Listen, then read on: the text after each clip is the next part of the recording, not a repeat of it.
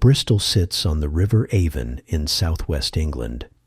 It's been an important port city for hundreds of years, since before England was even called England. Ships could sail up the river from the Bristol Channel and dock right in the heart of the city, perfect for trade. For centuries, Bristol merchants traded wool, cloth, wine, fish, normal port city stuff. They traded with Ireland, France, Spain, Portugal. The city grew wealthy from this trade. But in the 1600s, something changed, something that would transform Bristol and make it one of the richest cities in Britain. That something was the transatlantic slave trade. Now, Britain had been involved in enslaving people before this.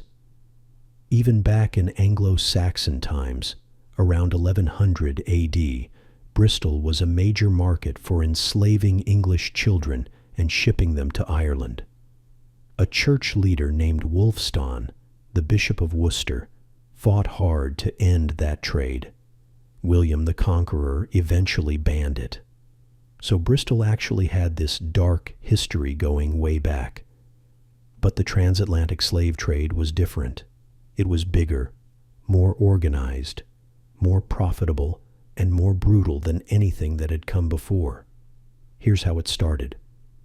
In the 1600s, Britain began taking control of Caribbean islands from Spain, Barbados in 1625, Jamaica in 1655.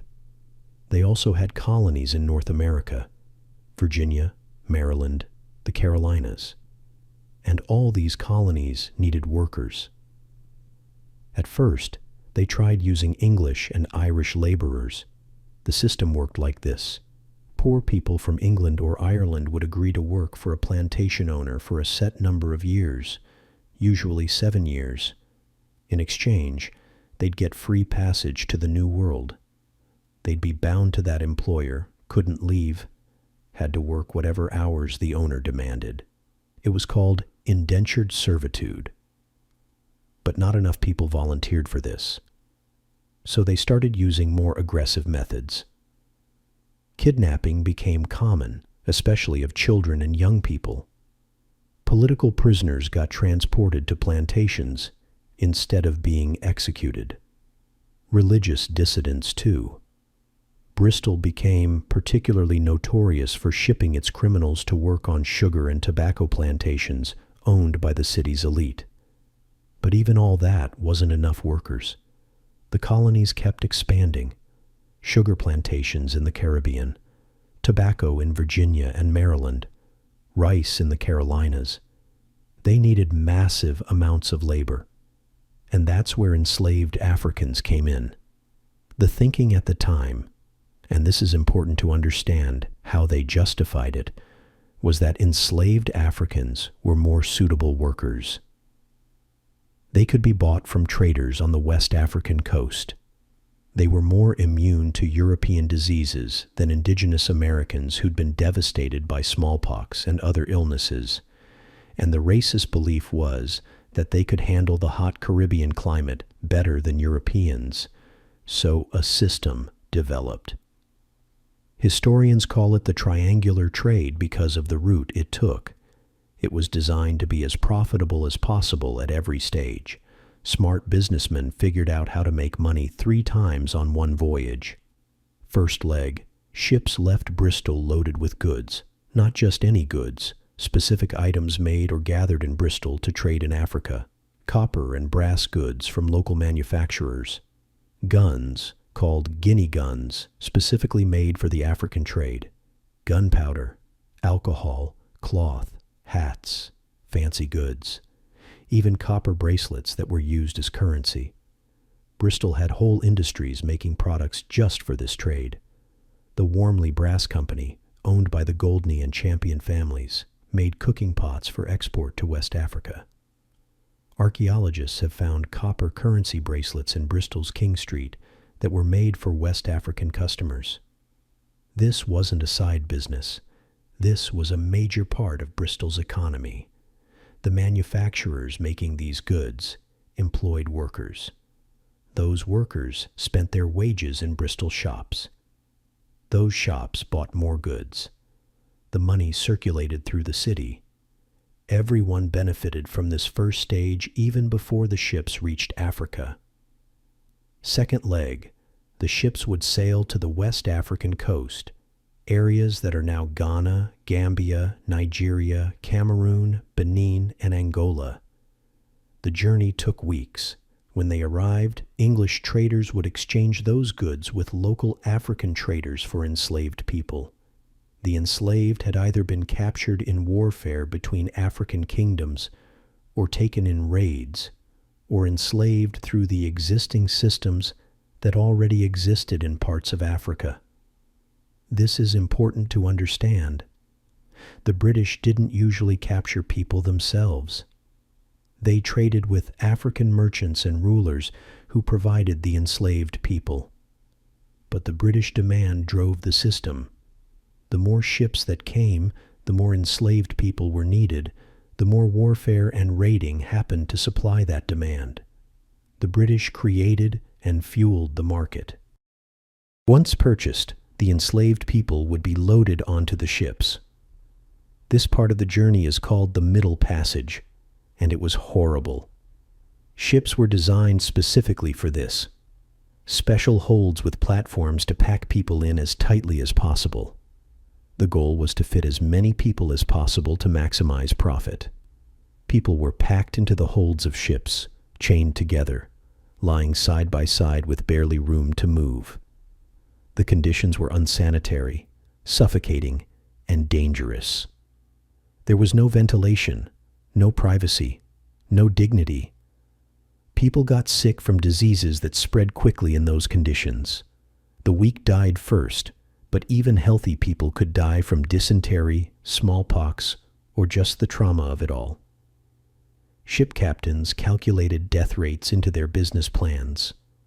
They expected to lose a certain percentage of their cargo on each voyage. Some captains were known for particularly high death rates. Others kept slightly better conditions because they realized more survivors meant more profit. But either way, people were treated as cargo, not as human beings. The ships had to stop sometimes to take on fresh water. The enslaved people below deck would hear the crew moving around above them, speaking a language they didn't understand. They had no idea where they were being taken or what would happen to them. The uncertainty was its own kind of torture. Many died on the voyage. The bodies of the dead would be thrown overboard. Families separated before the journey would never know what happened to their loved ones. Did they survive the crossing? Were they sold together or split up? There was no way to know. Third leg. Those who survived arrived in the Caribbean or American colonies and were sold. Sometimes at auctions where they'd be inspected like animals being evaluated for purchase.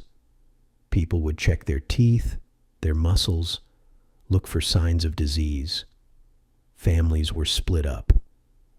A mother might be sold to one plantation, her children to another, her husband to a third. They'd likely never see each other again. The ships would then load up with goods produced on plantations: sugar, tobacco, rum, cotton, indigo, cocoa, and sail back to Bristol. This voyage was much more pleasant for the crew. The holds that had carried human beings in chains now carried barrels of sugar and tobacco. The sailors were heading home with the prospect of good pay. And this is where Bristol made a fortune. Merchants profited at every stage. They made money selling the goods to Africa, probably marked up significantly from what they paid the Bristol manufacturers. They made money selling enslaved people in the Caribbean. Human beings fetched high prices. They made money shipping plantation goods back to England, raw materials that would be processed and sold for even more. Then Bristol had all these industries: sugar refining, rum distilling, tobacco processing, chocolate making, that employed thousands of people and created even more wealth. the raw sugar arrived and was refined in Bristol factories. The tobacco was processed. The cocoa became chocolate. All of this created jobs, which created more spending, which created more prosperity. Let me give you some numbers to show the scale. In 1698, the Royal African Company, which was based in London, had a monopoly on English trade with Africa. Only they could legally trade there, including in enslaved people. But Bristol merchants wanted in on this profitable trade. They had a powerful organization called the Society of Merchant Venturers, basically a group of the city's richest merchants. They lobbied hard, along with merchants from Liverpool and other cities, to break that monopoly. In 1698, they succeeded. The Royal African Company's monopoly ended, and Bristol immediately jumped into the slave trade. The first official Bristol slave ship was called the Beginning, owned by a man named Stephen Barker. Even before 1698, there's evidence Bristol merchants had been involved illegally. Once it was legal, Bristol went all in. By the 1730s, Bristol had become Britain's premier slaving port. In 1750 alone, Bristol ships transported 8,000 of the 20,000 enslaved Africans sent that year to the British Caribbean and North America. Think about that. In one year, 8,000 people from Africa were shipped across the Atlantic on Bristol vessels. Between 1698 and 1807, an estimated 2,108 slaving voyages left Bristol. Each ship carried an average of over 250 people. That means Bristol merchants were responsible for transporting more than 500,000 enslaved Africans across the Atlantic. Later in the 1700s, Liverpool overtook Bristol as the biggest British slaving port. But even as late as 1789, the trade with Africa and the West Indies made up over 80% of Bristol's total foreign trade. 80%. The city's entire economy was built around this system. So, who were the people making money from this? It wasn't just ship owners and merchants. Pretty much everyone in Bristol benefited in some way. Small investors could buy shares in slaving voyages. You didn't have to be super rich to participate. Regular people could invest and get a share of the profits. Shipbuilders made money building and repairing the vessels. Manufacturers made the goods to trade in Africa. Rope makers, sail makers, barrel makers, all the industries that supported shipping, they all benefited. Then there were the industries processing the goods that came back. Sugar refineries employed hundreds of workers, rum distilleries, tobacco processors, chocolate makers, all using raw materials produced by enslaved people on plantations, creating jobs and wealth in Bristol. The whole city was interconnected with this trade. Rich merchants made fortunes. Middle-class investors made profits. Working-class people had jobs in related industries. Churches, schools, and charities were funded by donations from wealthy slave traders. The city's infrastructure, its docks, its warehouses, its civic buildings, much of it was built with money from the slave trade. Let me tell you about some specific people. Edward Colston is probably Bristol's most famous slave trader. He was born in Bristol in 1636 and died in 1721. He was a member of the Royal African Company and later the Society of Merchant Venturers. He made an absolute fortune from the slave trade. The Royal African Company was responsible for transporting about 150,000 enslaved Africans during Colston's time there, and he was a senior manager of the operation. But here's the thing. He was also Bristol's most famous philanthropist. He donated huge amounts of money to the city. Schools, almshouses, hospitals, churches. He funded education for poor children. He provided housing for elderly people. He gave to charities. For centuries, Bristol honored him as a generous benefactor who loved his city. They named schools after him: Colston Girls' School, Colston Primary School. They named concert halls after him: Colston Hall. There was a statue of him in the city center put up in 1895, showing him in his merchant's robes looking dignified and benevolent. For hundreds of years, school children walked past that statue. They learned about Edward Colston the philanthropist. They sang hymns in Colston Hall. They were taught in schools that bore his name. The uncomfortable truth about where his money came from was downplayed or ignored entirely. In 2020, during Black Lives Matter protests, people toppled that statue and threw it in the harbor. The event was filmed and went viral. Some people were outraged.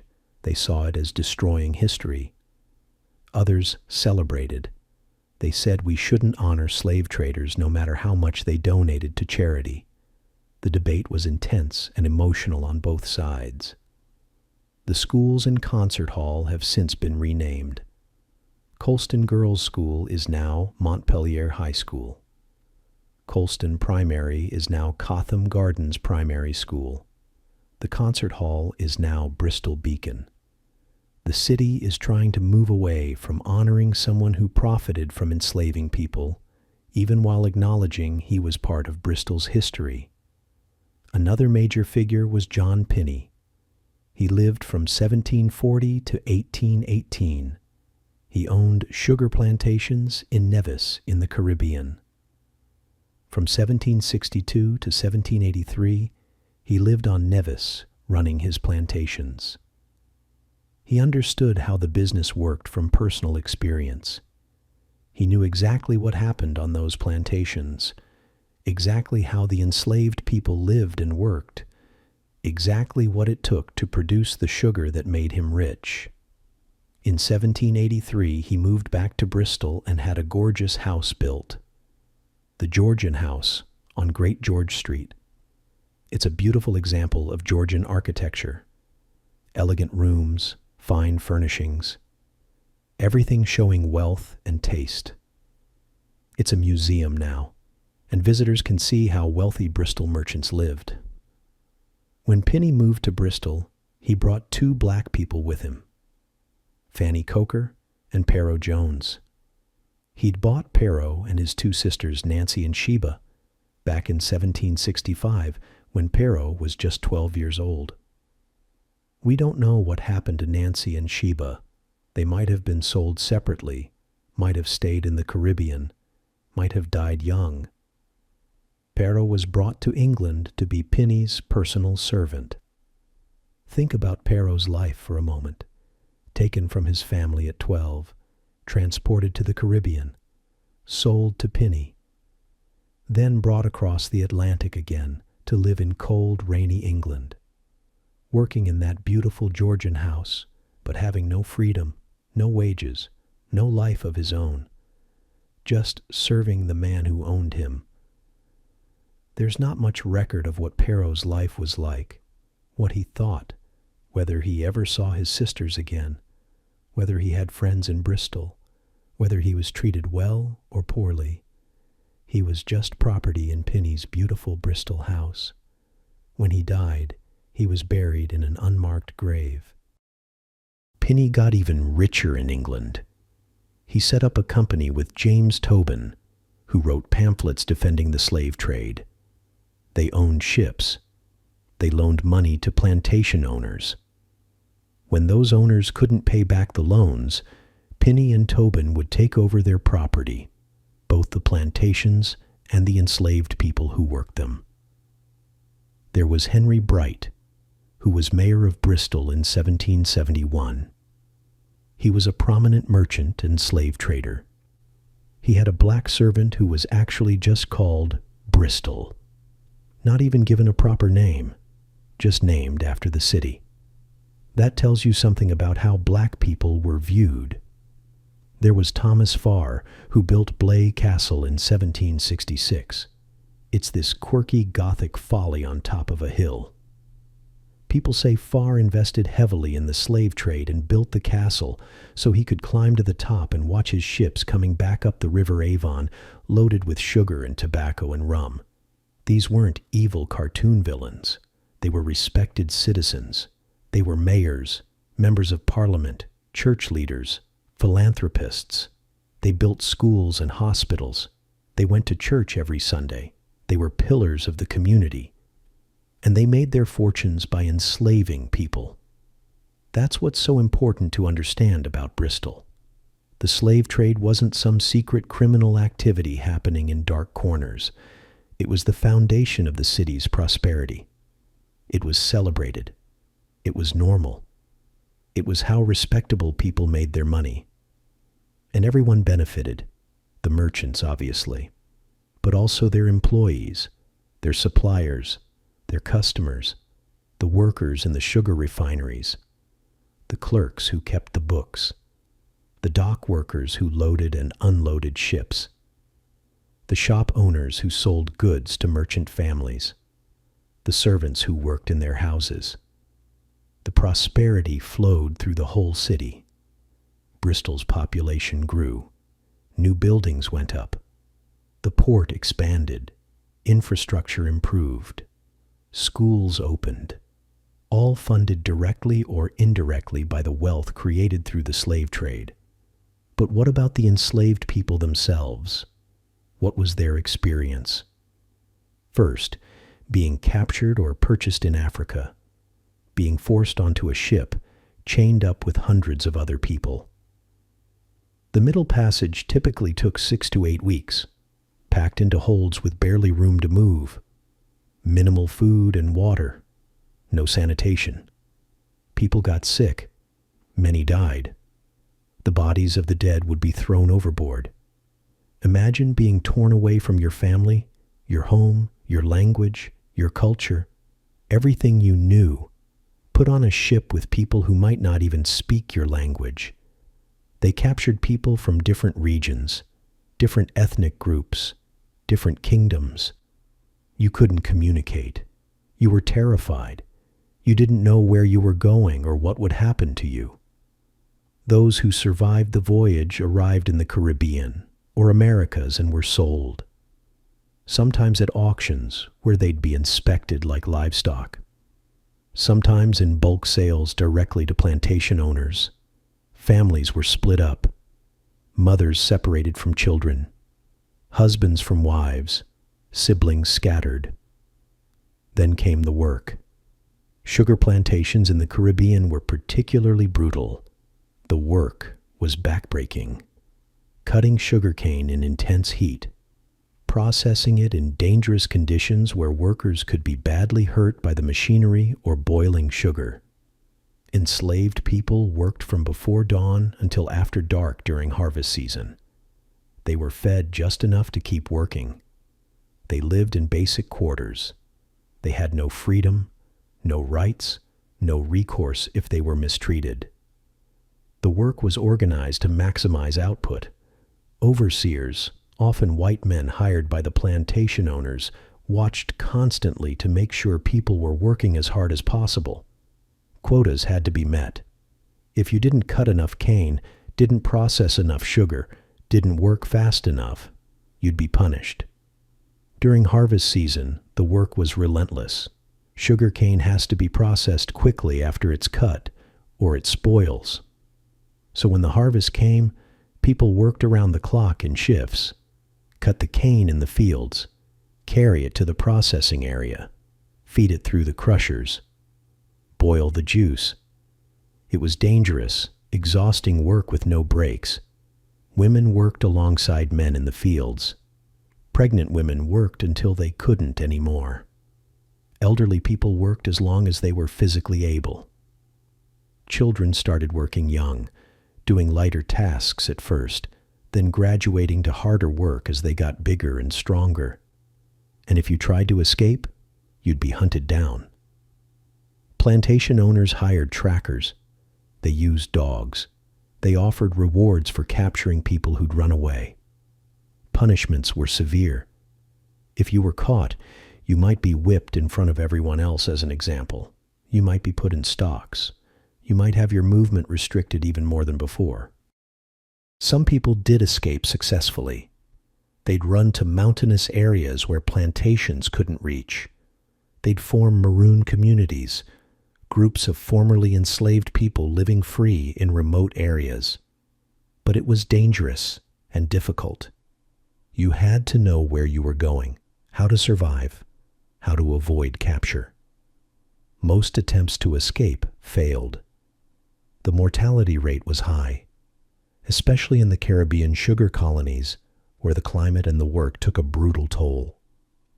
People died from exhaustion, from accidents, from diseases like yellow fever and malaria, from malnutrition, from infected wounds. The average life expectancy for an enslaved person on a Caribbean sugar plantation was short. Estimates vary, but many didn't live past their 30s or 40s. Plantation owners calculated that it was cheaper to work people to death and buy new workers than to improve conditions and keep people alive longer. That's the economic calculation they made: human lives versus profit, and profit won every time. This was a business decision documented in plantation account books. The owners tracked the cost of purchasing new workers against the cost of providing better food or lighter workloads, and they chose the option that maximized their profits. And this went on for generations. Children born to enslaved mothers were automatically enslaved too. It didn't matter who the father was. If your mother was enslaved, you were enslaved. So entire families would be enslaved for life, and their children, and their children's children, with no hope of ever being free, unless the owner decided to free them, which rarely happened. Families could be split up at any time. If the owner needed money, they might sell some of their enslaved workers. Or if an owner died, their enslaved people might be divided up among heirs. A mother might be sent to one place, her children to another, her husband to a third. These separations were permanent. There was no way to stay in touch, no way to find each other again. Think about what that meant for family bonds. The constant fear that at any moment you could be separated from everyone you loved. Parents trying to protect their children, but having no power to do so. Children watching their parents work themselves to exhaustion with no ability to help. Families trying to maintain bonds and traditions and love in a system designed to treat them as property rather than people. Back in Bristol, most people didn't see any of this. They saw the ships leaving with goods and coming back with sugar and tobacco. They saw the jobs, the prosperity, the beautiful buildings being constructed. They didn't see the plantations, the suffering, the death. The system was designed so they didn't have to see it. The sugar arrived already refined or as raw material to be processed in Bristol factories. The tobacco came in barrels. The rum came in casks. The physical products bore no visible signs of the human suffering that produced them. A barrel of sugar looked like a barrel of sugar, regardless of how it was grown and harvested.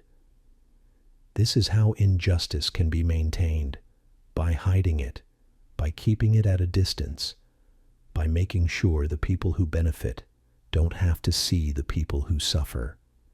If Bristol merchants had had to witness what happened on the plantations, maybe some of them would have found it harder to participate. But they didn't. They just saw the profit. When the abolition movement started growing in the late 1700s, Bristol resisted hard. The Society of Merchant Venturers argued constantly that ending the slave trade would destroy Bristol's economy. Many members of Bristol's powerful merchant class were also members of the city's government and had allies in the Church of England. In 1791, Parliament voted on a bill to abolish the slave trade. it failed. Local legend says that St. Mary Redcliffe Church in Bristol rang its bells in celebration when the bill failed. Whether that's actually true or not, it shows the attitude. Bristol didn't want abolition. Too many people's livelihoods depended on the trade. The city's newspaper, the Bristol Journal, regularly ran stories warning about the economic consequences of abolition. They said jobs would be lost, industries would close, the city would collapse into poverty. They framed it as an economic issue, not a moral one. Yes, slavery is unfortunate, but think of all the workers who depend on these industries for their families. This is how systems of injustice maintain themselves, not through people saying, "I support doing terrible things," but through people saying, "I know it's bad, but we can't afford to change it. Too many people will be hurt if we stop. The economy will collapse." But the abolition movement kept growing. People like Olaudah Equiano, who'd been enslaved and later bought his freedom, traveled around Britain giving speeches and writing about their experiences. His autobiography became a bestseller and opened people's eyes to what enslavement actually meant from the perspective of someone who'd lived through it. Quakers and other religious groups campaigned hard. They held meetings. They distributed pamphlets. They organized petitions. Regular people started boycotting sugar produced by enslaved labor. They'd buy only sugar certified to be produced by free workers, even though it cost more. It was one of the first major consumer boycott movements in British history. Thomas Clarkson, an abolitionist, visited Bristol in 1787 to gather evidence about the slave trade. He interviewed sailors who'd worked on slave ships. He collected equipment used to restrain enslaved people: shackles, chains, mouth openers. He documented the conditions. He gathered testimony about the mortality rates. He was building a case to present to Parliament about how brutal the trade actually was. Bristol's slave traders and their allies tried to discredit him. They said he was exaggerating. They said he was hurting Bristol's economy. They said he was misrepresenting how enslaved people were treated. But Clarkson kept gathering evidence, and the abolition movement kept growing. Finally, in 1807, Parliament passed the Slave Trade Act, making it illegal for British ships to transport enslaved people. Bristol's involvement in the transatlantic slave trade officially ended. But, and this is really important, that didn't free anyone who was already enslaved. The act only stopped the trade. People who were already enslaved in the Caribbean and Americas stayed enslaved. It wasn't until 1834 that slavery itself was abolished in the British Empire. And even then, there was a catch. The Slavery Abolition Act of 1833 provided £20 million in compensation. But the compensation went to the slave owners, not the enslaved people. The British government paid plantation owners for their loss of property. The enslaved people got nothing. And even after 1834, enslaved people weren't immediately free. They had to work as apprentices for their former owners for another 4 years. So it wasn't until 1838 that they were truly free.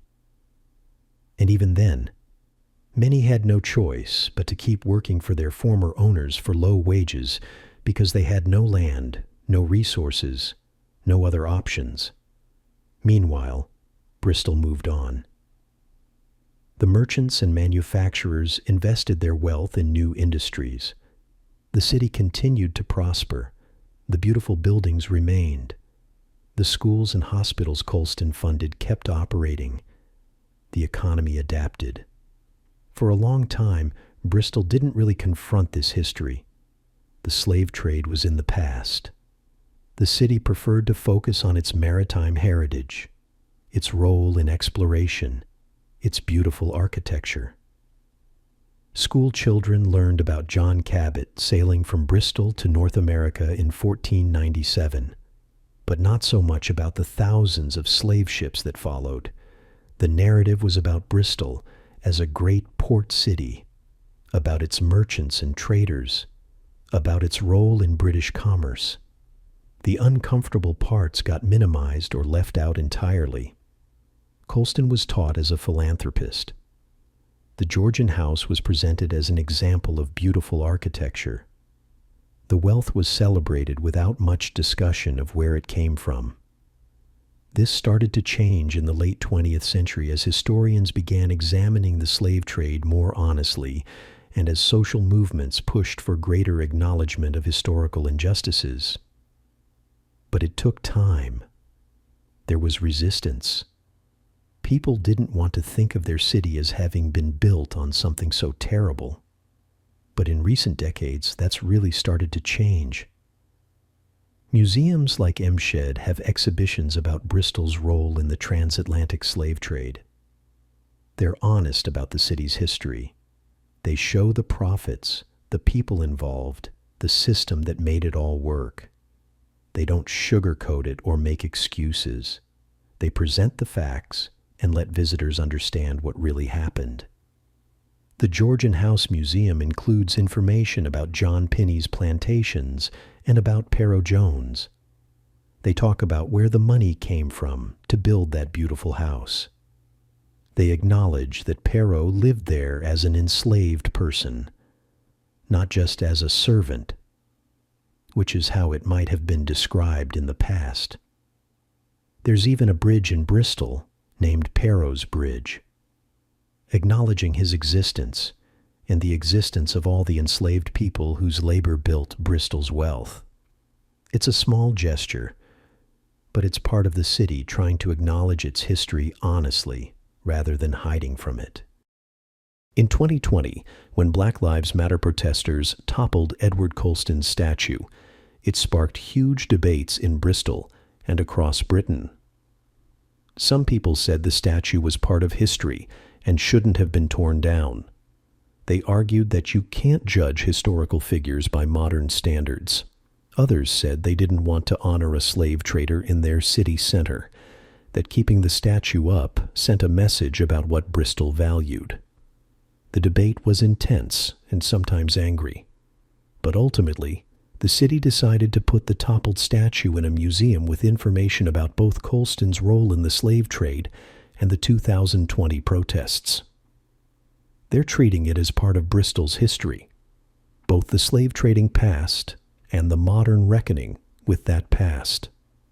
Schools that were named after Colston have been renamed. The concert hall is now called Bristol Beacon instead of Colston Hall.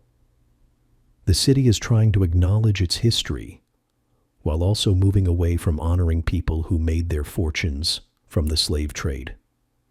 There's a historical marker, now acknowledging Bristol's role in the slave trade and honoring the memory of the more than 500,000 enslaved Africans transported on Bristol ships. This is important work because the effects of the slave trade didn't end in 1838. The wealth Bristol accumulated created advantages that lasted for generations. The families who got rich from the slave trade passed that wealth down. They bought land. They invested in businesses. They sent their children to good schools. Those advantages compounded over time. Meanwhile, the descendants of enslaved people in the Caribbean started from nothing. No wealth, no land, no compensation. Many islands remained dominated by the descendants of white plantation owners well into the 1900s. Economic development was limited. Educational opportunities were scarce. Average wages for black workers in the British Caribbean hadn't risen in real terms by World War II. They were earning the same as their enslaved ancestors had been given to survive on. That's part of the legacy. The wealth gap, the opportunity gap, the way that historical injustice creates ongoing inequality. Bristol is grappling with all of this now. How do you acknowledge a painful history? How do you honor victims without erasing the fact that terrible things happened? How do you educate people about the past while building a better future? There's no simple answer. But what Bristol is trying to do is be honest. To teach the real history, not a sanitized version, but the truth about how the city became wealthy and who paid the price for that wealth. The beautiful buildings are still beautiful. The harbor is still gorgeous. But now when you walk through Bristol, there are markers and museums and information helping you understand what built all of this, helping you see the human cost behind the prosperity. Bristol is still a wealthy city today. It's a great place to live, beautiful architecture, good jobs, strong economy, cultural attractions. But that prosperity has roots, and those roots go deep into the transatlantic slave trade. Over 2,000 ships, more than 500,000 enslaved Africans, families torn apart, lives destroyed. People worked to death on plantations to produce sugar and tobacco and cotton that made Bristol merchants rich. The money from the slave trade built the docks, the warehouses, the mansions, the schools, the hospitals. It funded the infrastructure that helped Bristol become one of Britain's most important cities. And that wealth got passed down, invested, reinvested, compounding over generations, creating advantages that lasted long after the slave trade ended. Meanwhile, the people who were enslaved got nothing. No compensation, no apology, no recognition. They and their descendants started from zero in 1838 and faced discrimination, economic barriers, and the lasting effects of centuries of brutal treatment. That's the real legacy of the Bristol slave trade. Not just what happened between 1698 and 1807, but how it shaped everything that came after. Today, Bristol is trying to reckon with this history. Museums tell the story honestly. Markers acknowledge what happened. Names are being changed to stop honoring slave traders. But it's complicated. Because this isn't ancient history. This is 200 years ago. People's great-great-grandparents. The buildings are still standing. The wealth is still there. The effects are still felt. The descendants of Bristol merchants still benefit from inherited wealth. The descendants of enslaved Africans in the Caribbean still live with the economic consequences of starting from nothing. That's not to make anyone feel guilty. You can't choose where you were born or what your ancestors did. But you can learn the history. You can understand it. You can acknowledge it. And that's what Bristol is trying to do now. To be honest about the past. To educate people about how the city really became wealthy. To honor the memory of the more than 500,000 people whose lives were destroyed to create that wealth.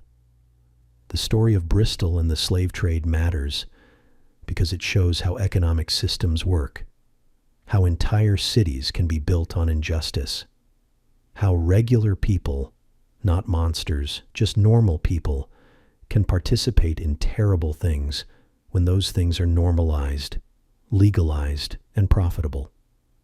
It matters because it shows how wealth accumulates and gets passed down, how historical advantages compound over time, how past injustices create ongoing inequality. And it matters because it shows that reckoning with history is possible, that cities and countries can acknowledge their past honestly, that you can preserve historical buildings while also being truthful about what they represent and who paid for them. Bristol doesn't pretend the slave trade didn't happen anymore. The city doesn't erase that history or make excuses for it.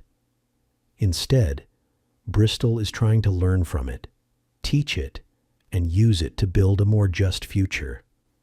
That's the lesson here. Not that Bristol was uniquely evil. Many British cities profited from the slave trade. Not that everyone involved was a monster. Many were respected philanthropists who also happened to trade in human beings. The lesson is that systems matter, that injustice can become normalized when it's profitable, that entire societies can participate in terrible things, and that acknowledging and learning from that history is the first step toward doing better. More than 500,000 people were transported from Africa on Bristol ships. Most of them died enslaved. Their descendants built new lives from nothing after 1838, still facing discrimination and barriers. Bristol became wealthy and prosperous. That wealth lasted, got reinvested, created opportunities for generations of Bristolians. Those are the two sides of the story, and Bristol is finally telling both sides. That's what we need to remember. Not just the beautiful buildings and the maritime heritage, but the human cost behind all of it. The lives destroyed, the families torn apart, the generations of suffering, and the fact that this history still matters today, still shapes wealth and opportunity, still affects people's lives. That's the story of Bristol and the triangular trade. That's what happened. That's what we need to remember and learn from